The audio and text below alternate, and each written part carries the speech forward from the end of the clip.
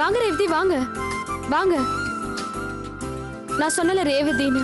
ரேவதி இவங்க தான் என்னோட பசங்க. பெரியவ நிக்கிதா, நவ்யா, நவீன். முக்கியமா நான் இவனை பாத்துக்கிறதுக்காக தான் உங்களை வர சொன்னதே. நவீனை நான் பத்திரமா பாத்துக்கிறேன் மேடம். நீங்க பயப்படாம ஆபீஸ் போங்க. நான் சாயந்தரம் 6 மணிக்கெல்லாம் வந்துருவேன். நான் வந்த உடனே நீங்க கிளம்பிடலாம். எனக்கு ஒன்றும் பிரச்சனை இல்லை. என்னை தேடுறதுக்கு யார் இருக்கா?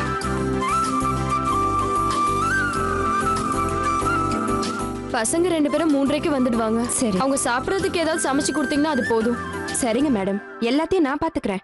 2 நாள் இங்க இருந்தா எல்லாம் தெரிஞ்சிட போகுது. சரி. ஆட்டோ வந்துடுச்சு. நிக்கிதா கிளம்புங்க. நவ்யா நீயும் கிளம்பு. அம்மா இங்க வாங்கம்மா ஒரு நிமிஷம். வாங்கம்மா. என்ன அம்மா அவங்க பேர் என்னம்மா சொன்னீங்க? ரேவதி. அவங்க ஏமா ஒரு பக்கம் முக்காட போட்டு மூஞ்சி மூடி இருக்காங்க? அது அவங்களுக்கு ஆக்சிடென்ட் ஆயிடுச்சு.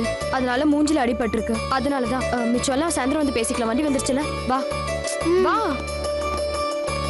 நிக்கிதா நீ இன்னும் கிளம்பலையா? வண்டி வந்து வெயிட் பண்ணுது. சீக்கிரம் கிளம்பு போ. பாய்மா. சரி பாய்மா. பை டா நவீன். பை டா நவீன். பாத்து போயிட்டு வா.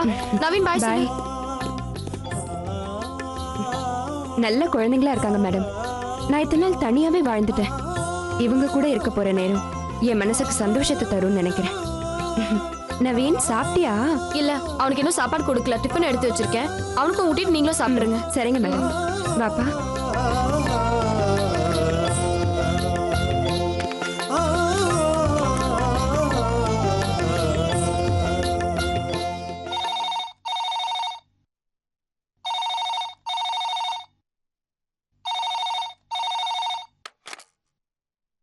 ஹலோ அக்கா, நான் வசந்தி பேசுறேன்க்கா.